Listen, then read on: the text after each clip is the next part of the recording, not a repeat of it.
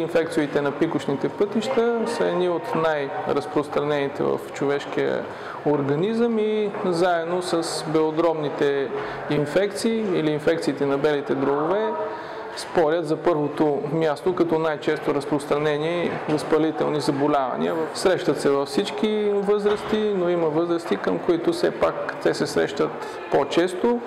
Това са преди всичко възрастните пациенти, поради различни придружаващи заболявания имаме снижение на имунитета, в това число влизат и възрастните мъже, които имат най-често проблеми с простатната жлеза, бенигнена простатна хиперплазия и други, поради което остава малко урина в пикочния мехур, която не може да се евакуира напълно и създава предпоставка за развитие на инфекция. В тази група влизат и жените, поради анатомичните особености на женската полова система. Тук влизат и бременните жени, хората с захарен диабет, също така и други придружаващи заболявания, които създават предпоставка за развитие на уроинфекция.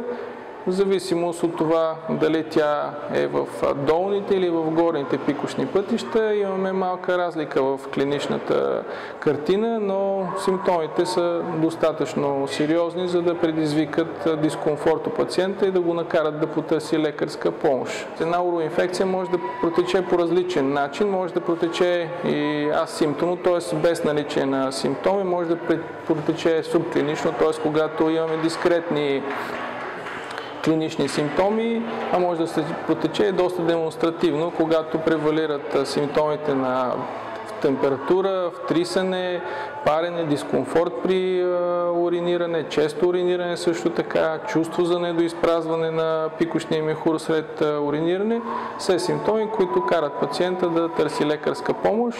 Хубаво е да се извършат достатъчно изследвания. Много често се извършва микробиологично изследване на урината, т.е. да се изолира евентуален причинител на инфекцията, но не винаги се успява в това. Причинителите на уроинфекцията или на инфекцията на пикочните пътища могат да бъдат както бактериални, небактериални причинители, вируси и така нататък. Най-често в лечението се включват постелен режим, прием на много течности, прием на антибиотици или уроантисептични препарати. Това са предимно препарати, в които се включват съставки от типа на червената боровинка, които повлияват изключително добре симптоматиката при инфекциите на пикочните пътища. Те са много подходящи, защото могат да се вземат и при бременни, и при хора с други придружаващи заболявания, почти нямат противопоказания, които да ги ограничават в приема на този тип медикаменти. Общо взето в повечето случаи лечението е комплексно, включва се антибиотичен препарат, препарати от групата на които съдържат червена боровинка или други природни съставки, които повлияват добре симптомите на пикочните пътища, болкоуспокояващи, спазмолитици, постелен режим и прием на много течности, което в повечето случаи се оказва напълно достатъчно за излекуването на пациента.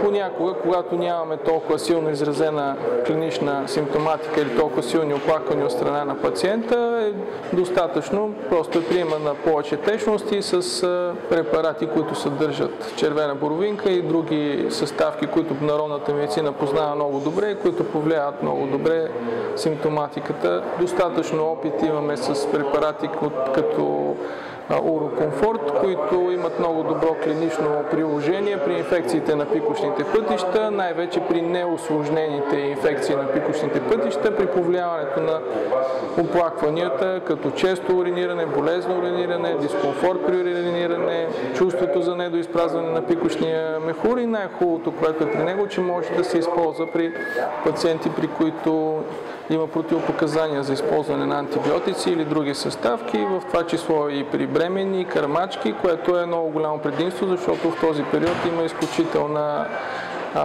затрудненост в използването на различните препарати като цяло, за това да не се увреди бременността и да не се получат някои аномалии в плода.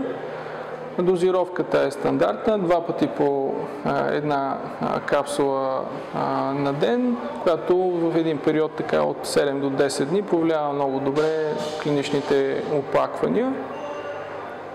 Опита показва, че препаратите на червената боровинка, в случая на урокомфорт, повлияват много добре и след острия период на инфекциите на пикочните пътища, т.е. те са идеални и за профилактика на уроинфекциите за бъдеще, защото това също е важен момент, след като бъде излекувана една уроинфекция, да се вземат достатъчно мерки, тя да не се повтаря за бъдеще. Затова тук е мястото отново пак на препарати като урокомфорт, благодарение на които за бъдеще техния прием за така известен период след острия период на инфекцията профилактира или не позволява рецидива, или т.е. новата поява на уроинфекция за бъдеще.